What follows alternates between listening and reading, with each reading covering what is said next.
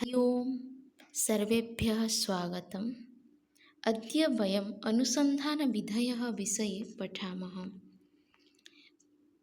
तत्र गुणात्मकविधिः किम् अस्ति तस्मिन् विषये पठामः।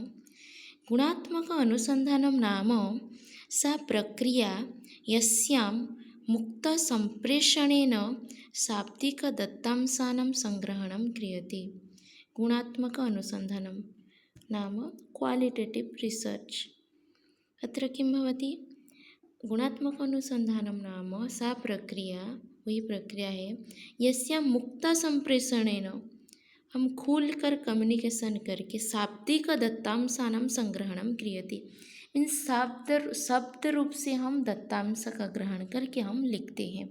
ठीक है, जैसे कि हम कोई बुक के ऊपर रिसर्च कर रहे हैं तो वो उसमें शब्द आदि होता है ना, उसको देखकर हम, ये इंटरव्यू हो गया, उसको इंटरव्यू करके बहुत सारे जो टेक्निक्स हैं उसका प्रयोग से हम शाब्दिक रूप से जो डाटा हमको मिलता है उसको हम कलेक्शन करके लिखते हैं। ठीक है, उसको क्या बोलते हैं? गुणात्मक अनुसंधान बोल के बोला जाता है। नेक्स्ट, किमिति प्रश्नेन सह किमर्थं कथमिति प्रश्नानामपि उत्तराणि प्राप्तुं प्रयासः क्रियते। यदा वयम् अनुसन्धानं कुर्मः, किम् अस्ति अत्र, किमर्थमस्ति, कथमस्ति इति चिन्तनम् अस्माकम् आगच्छति, प्रश्नाः आगच्छन्ति। तत् मनसि निधाय वयं कुर्मः, तदपि गुणात्मक अनुसन्धाने अन्तर्भवति। इदं तादृशम् अनुसन्धानं भवति यत्र निष्कर्षाणां प्राप्त्यर्थं सांख्यिक्याः उपयोगः न क्रियते। इदम् अनुसन्धानं क्वालिटेटिव् रिसर्च् मध्ये किं भवति? सांख्यिक्याः, तस्य उपयोगः न भवति, केवलं शब्दानामेव उपयोगः अत्र भवति। सांख्यिकी नम्बर्स् इत्यादिकं यत् भवति तस्य अत्र न भवति। डाटा एनालिसिस् आदि यद् भवति, स्टाटिस्टिकल् विधिः यदस्ति तत् सर्वं न भवति, केवलं गुणात्मकं, केवलं लिखामः तावदेव भवति शब्दमाध्यमेन। अनन्तरम् एतदर्थम् उपयुज्यमानः विधिः गुणात्मकविधिः इति उच्यते। गुणात्मक अनुसन्धानविधिभिः प्राकृतिकपरिस्थितौ कस्यापि व्यक्तेः लघुसमूहस्य घटनायाः वा वास्तविकं ज्ञानं प्राप्यते। गुणात्मक अनुसंधान में क्या होता है? प्राकृतिक परिस्थिति या कस्यापि व्यक्ति, कोई व्यक्ति के बारे में या कोई लघु समूह के बारे में, कोई घटना के बारे में वास्तविक ज्ञान हमको मिलता है। ठीक है, जैसे कि हम अभी बुक्स के ऊपर भी कर रहे हैं जो गुणात्मक अनुसंधान हमारी संस्कृत फील्ड में, तो क्या है उसका वास्तविक ज्ञान क्या है, उसको वहाँ से हमको मिलता है। किसी जो प्राचीन बुक है उसके ऊपर रिसर्च किया जाता है, किसमें कोई सामाजिक स्थिति कैसा है, नैतिक स्थिति कैसा है, ऐसे सब जब होता है वो सब वास्तविक रियलिटी क्या है हमको पता चलता है। तो हम गुणात्मक अनुसंधान करके वास्तविक ज्ञान को प्राप्त करते हैं। अनेन जनानां वास्तविक अभिप्रेरणा, वैयक्तिक अभिप्रायः, स्वाभाविकाश्च व्यवहारः, भावनाः, समस्याश्च ज्ञातुं शक्यते। तत् अनुसन्धानद्वारा वास्तविक अभिप्रेरणा, वैयक्तिक अभिप्राय, स्वाभाविकश्च व्यवहार, भावना, समस्याश्च ज्ञातुं शक्यते। गुणात्मक अनुसन्धानस्य क्षेत्रं, तस्य क्षेत्रं किमस्ति पश्यामः। किम् अस्ति? समाजशास्त्रं, सामाजिकशास्त्रं ये सन्ति ते, मनोविज्ञानं, साइकोलॉजिकल यदस्ति तत्सर्वं, जनवर्गविज्ञानं, नृविज्ञानम् इत्यादिकम् अन्तर्भवति अत्र तस्य क्षेत्रं। समाजशास्त्रक्षेत्रे समाजस्थवास्तविकपरिस्थितीनां, जनानां व्यवहाराणाम् अध्ययनम्। अत्र समाजस्थवास्तविकपरिस्थितीनां, समाज में परिस्थिति कैसा है, जनानां व्यवहाराणां, भावनानाम् अध्ययनं कर्तुं शक्यते। अत्र समाजशास्त्रक्षेत्रे आगच्छति चेत् अत्र सर्वम् आगच्छति। अस्माकं यत् पूर्वं ये ग्रन्थाः सन्ति वैदिकवाङ्मये तत्सर्वम् अत्र अन्तर्भवति।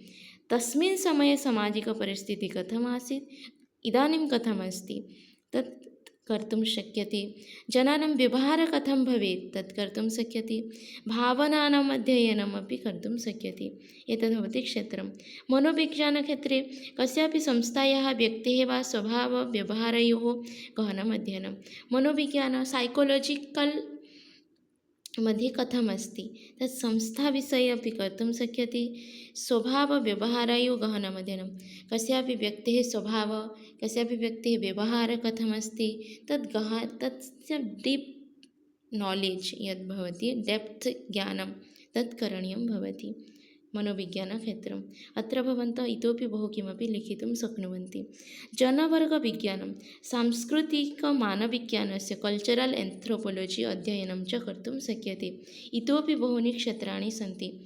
यथा वयं संस्कृतक्षेत्रे लिखितुं शक्नुमः साहित्ये, व्याकरणे, न्याये, दर्शने, पुराणे, इतिहासे, धर्मशास्त्रे इत्यादिकं सर्वम् अत्र अन्तर्भवति। अस्तु, अनन्तरं गुणात्मक अनुसन्धानस्य उद्देश्यानि। तस्य उद्देश्यानि किं सन्ति पश्यामः। प्राप्तदत्तांशैः नूतनतथ्यानां सिद्धान्तानां प्रतिपादनं। तस्य उद्देश्यः किम् अस्ति? प्राप्तदत्तांशैः यद् वयं प्राप्तं डेटा तत्र नूतनतथ्यानां सिद्धान्तानां प्रतिपादनं। किं वयं प्राप्तं, नूतनं किम् अस्ति, नूतनसिद्धान्तं किम् अस्ति तस्य प्रतिपादनं। कस्यापि सामर्थ्यानां बलहीनतानां च अवगमनं। कोई भी सामर्थ्यानां बलहीनतानां च अवगमनं कर्तुं शक्यते। जनानां व्यवहारज्ञानं, लोगों का व्यवहार के बारे में ज्ञान हम कर सकते हैं। कस्यापि संस्थायाः व्यक्तेः वा वास्तविकता प्रतिपादनं। कोई संस्था या व्यक्ति के वास्तविकता प्रतिपादन। समाजे दृश्यमानानां वर्गाणाम् आयमानाम् अन्तर्सम्बन्धानां च अध्ययनम्। एतत् सर्वं कर्तुं शक्यते। अनन्तरं समाजस्थवास्तविकपरिस्थितीनां विस्तृतं गहनं च वर्णनम्, अन्वेषणं, संशोधनं, परिज्ञानं वा गुणात्मक अनुसन्धानस्य प्रधानम् उद्देश्यं भवति। पश्यतु, एतत् समाजस्थवास्तविकपरिस्थितिः किमस्ति, विस्तृतगहनं वर्णनम्, उसके बारे में हम विस्तृत रूप से गहनतया वर्णन कर सकते हैं, अन्वेषण कर सकते हैं, संशोधन कि क्या अच्छा होगा वो हम कर सकते हैं, उसके बारे में गुणात्मक अनुसंधान का ये सब उद्देश्य है। और भी बहुत सारे हैं। लक्षणानि। गुणात्मक अनुसंधानं सहजं प्राकृतिकं च अन्वेषणप्रक्रियाम् अनुसरति। गुणात्मक अनुसंधानं सहजरूपेण प्राकृतिकरूपेण अन्वेषण प्रक्रिया अनुसरति। गुणात्मक अनुसंधान जो है वो बहुत सहज है, प्राकृतिक है और उसी सहज रूप से अन्वेषण प्रक्रिया का अनुसरण करता है। संसारे समाजे वा घटनाः सन्दर्भाश्च यथातथं प्रतिपादयितुं प्रयासः क्रियते। और क्या क्या है, जो संसार में, जो समाज में जो घटना हो रही है उसका यथातथम मीन्स खुद के मन के बाद नहीं बोलना है, यहाँ पे जो रियल है, फैक्ट है उसको बोलना है, उसका प्रतिपादन करता है। अस्मिन् विधौ आगमनात्मक उपगमः बटम टू टॉप अनुसर्यते। अनुसंधाता प्राप्तदत्तांशानाम् आधारेण नूतन सिद्धांतान प्रतिपादयति। जो अनुसंधान करता है, जो दत्तांश उसको मिला है, उसको वहाँ पे नूतन सिद्धांत प्रतिपादित, वो फिर प्रामाणिक होना चाहिए। ठीक है, जो नूतन सिद्धांत भी मन से नहीं करना है, वो प्रामाणिक होना चाहिए। अनुसन्धेय परिस्थितिः संदर्भो वा समष्टिरूपेण अवगन्तुं प्रयासः क्रियते। अनुसन्धेय परिस्थितिः संदर्भो वा समष्टिरूपेण अवगन्तुं प्रयासः क्रियते। अनुसन्धेयः विषयः गतिशीलः, सान्दर्भिकः, सामाजिकः, वैयक्तिको वा जनानां व्यवहारः भवितुम् अर्हति। यद् अनुसंधानं करोति वो जो विषय होगा गतिशील होना चाहिए, जो कि ट्रेंड में है, चलना चाहिए, समाज के लोगों के लिए काम में आना चाहिए, वो जो हम रिसर्च करेंगे। वैयक्तिक व जनानां व्यवहारिक व कोई पर्सनली किसी व्यक्ति के काम में आना चाहिए, व्यवहार में उनका होना चाहिए। तो ऐसे हम रिसर्च करेंगे। अगर किसी के काम में नहीं आएगा तो उस रिसर्च का क्या फ़ायदा है, कुछ भी नहीं है। अस्मिन् विधौ परिस्थितीनां नियन्त्रणं न क्रियते, सहजपरिस्थितिषु एव अध्ययनं क्रियते। अस्तु, एतद् लक्षणानि जातम्। इतोपि किमस्ति, स्वोद्देश्य न्यादर्शस्य एव अध्ययनार्थं स्वीक्रियते। उद्देश्य अनुगुणं न्यादर्शस्य मीन्स् सैम्पल् इत्यस्य अध्ययनार्थं स्वीक्रियते। अस्माकं सैम्पल् किं भवति, यस्मिन् विषये वयं कुर्मः तत् समूहः भवति वा पुस्तकस्य उपरि कुर्मः चेत् तदेव भवति, पुस्तकमेव भवति। तथा न्यादर्शसङ्ख्या लघु भवति, इतोपि यत् सैम्पल् भवति तत् लघु भवति। न्यादर्शेन सह अनुसन्धान तो साक्षात् संबंध भवति। जो हमारा सैम्पलिंग होगा उसके साथ साक्षात संबंध भी हमारा होना चाहिए। न्यादर्शतः शाब्दिक दत्तांशानां संग्रहणं क्रियते। उस सैम्पल से हमको डाटा कलेक्शन करना है। गहना साक्षात्कारः प्रतिभागी निरीक्षणानि अध्ययनावसरे लिखिताः टिप्पण्यः मुक्तप्रश्नाश्च दत्तांशसंग्रहणाय उपयुज्यन्ते। गहन साक्षात्कार मीन्स किसी के साथ हम इंटरव्यू करके हम कुछ ज्ञान प्राप्त कर सकते हैं। जैसे कि विषय विशेषज्ञ बोलते हैं, उनके साथ हम क्या इंटरव्यू करेंगे, हम उनको पूछेंगे क्वेश्चन माध्यम से। उसके बाद कि कुछ चीज़ को हम ऑब्जर्व करके भी हमको पता चल जाता है। अध्ययन अवसर लिखित टिप्पणी, जो हमारे लिखित टिप्पणी है, जर्नल्स है, आर्टिकल्स है या ई जर्नल्स के माध्यम से जो मिलता है, शिलालेख है, प्राचीन काल में जो पांडुलिपि है, ये सब टिप्पणी नोट्स है, किसी के डायरी है, ये सब से हम क्या कर सकते हैं, डाटा कलेक्शन कर सकते हैं। अनुसंधाता एवं दत्तांश संग्रहणे प्रधान भवति। जो रिसर्चर है वो यही डाटा कलेक्शन करेगा। दत्तांश शाब्दिक चित्रात्मक वा भवति। और ये जो क्वालिटेटिव में क्या होता है, हमेशा शाब्दिक रूप से ही डाटा कलेक्शन होता है। गुणात्मक विधिना प्रत्येकस्यामपि व्यक्तौ वैशिष्ट्यं भेदञ्च ज्ञातुं प्रयासः क्रियते। प्रत्येकस्यां व्यक्ति मीन्स जो हम लिए हैं, कुछ ऐसे व्यक्ति के बारे में अगर लिए हैं तो उसके बारे में उसका वैशिष्ट्य क्या है, उसका ज्ञान हमको करने के प्रयास हम करेंगे। मान लो केस स्टडी हम लिए हैं तो किसी व्यक्ति के ऊपर हम कर रहे हैं तो उसके बारे में हमको जानना जरूरी है। अस्तु, गुणात्मकविधेः सोपानानि। प्रथमे वयं किं कुर्मः, समस्याचयनं। प्रथमे समस्याचयनम्, आइडेंटिफाई द प्रॉब्लम। उद्देश्य निर्धारणम्, ऑब्जेक्टिव निर्णय करना है। शोध प्राकल्पना निर्माणम, यदि अपेक्षते शोध प्राकल्पना, हाइपोथेसिस यदि चाहिए उसमें तो बनाना है, नहीं तो गुणात्मक में नहीं भी बनाते हैं कहीं वहीं पर। उसके बाद डाटा कलेक्शन, दत्तांश संग्रहणम, दत्तांश विश्लेषणम, व्याख्यानम, जो डाटा एनालिसिस एंड व्याख्यान करना है, ठीक है, एनालिसिस। निष्कर्ष संपादनम, उसके बाद हमको लास्ट में निष्कर्ष लिखना है। ओके। गुणात्मक अनुसंधाने शोध समस्या संबद्ध दत्तांशानां स्रोतः, मीन्स क्वालिटेटिव रिसर्च का स्रोत क्या है। तो क्या है स्रोत, देखते हैं। स्रोतः अनुसंधातु स्वकीय अनुभव।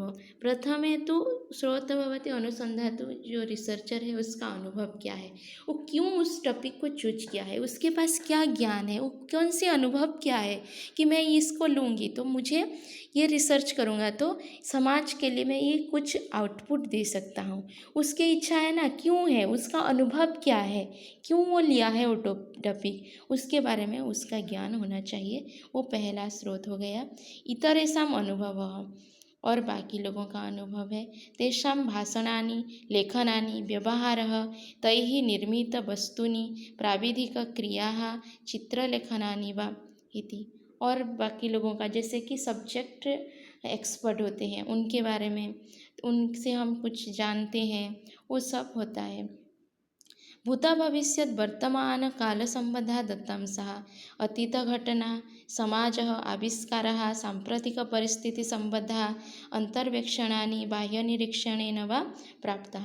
और एक है जो कि यहाँ पे नहीं किए हैं कि इसमें दो स्रोत होता है, जो कि प्राथमिक स्रोत है, ठीक है, और गौण स्रोत है।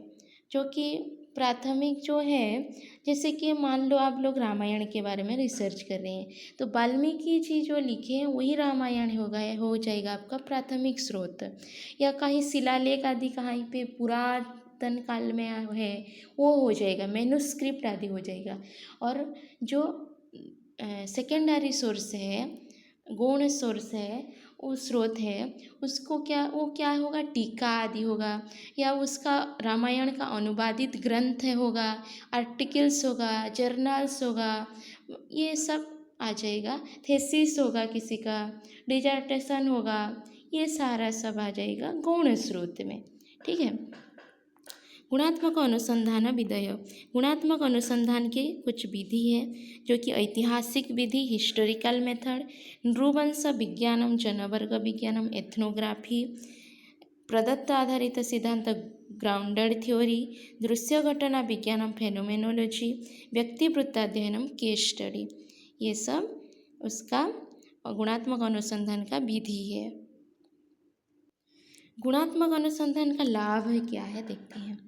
पारंपरिक अध्ययनाय बहुविधो उपगमानाम् उपयोगेन यथार्थ तथ्यानां ज्ञानं प्राप्तुं शक्यते।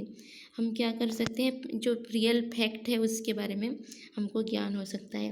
जनानां गतिशीलं सान्दर्भिकं सामाजिकं वैयक्तिकं च व्यवहारं पूर्णतया ज्ञातुं शक्यते। लोगों के बारे में, समाज के बारे में हम जान सकते हैं। गुणात्मक विधिषु नमनीय अनुसंधान रचना उपयुज्यन्ते, येन उपकरणचयने, न्यादर्शचयने, अध्ययनादिशायाः परिवर्तने वा अपेक्षितम् अवसरम् अनुसन्धात्रा प्राप्तुं शक्यते। अनुसन्धाता न्यादर्शैः सह प्रत्यक्षं साक्षात् सम्बन्धं स्थापयितुं शक्नोति। अस्तु, न्यूनता किं किम् अस्ति? साक्षात्कारे निरीक्षणे वा व्यक्तीनां वास्तविकव्यवहारः, वास्तविकभावनाः वा प्रकटिताः न भवेयुः। जो हम न्यूनता ये है कि जो हम डाटा कलेक्शन करते हैं ना, अगर आप लोग किसी व्यक्ति के बारे में कर रहे हो तो उसका पर्सनल डाटा होता है, उसको हम बाहर नहीं प्रकट करना चाहिए। गुणात्मक विधिभिः प्राप्तनिष्कर्षाः सामान्यीकर्तुं न शक्यन्ते, यतः न्यादर्शः लघु सोद्देश्यश्च भवति। जो हमको निष्कर्ष मिलता है उसको हम छोटे से ऐसे नहीं लिख सकते हैं, सामान्यतया नहीं लिख सकते हैं, जो है उसको ही लिख सकेंगे। अध्ययनाय चित्ते ही न्यादर्शैः सह वैयक्तिकं सम्प्रेषणं करणीयम्, अनुसन्धात्रा अतः अधिकः समयः अपेक्षते। अनुसंधानेन प्राप्तनिष्कर्षेषु अनुसन्धातुः पक्षपातः स्यात्। ये सब इसका न्यूनता है। ठीक है। उसके बाद हम फिर नेक्स्ट क्लास में टेक्निक्स के बारे में पढ़ेंगे। ठीक है। आज के लिए इतना है। धन्यवाद सभी को। राम राम।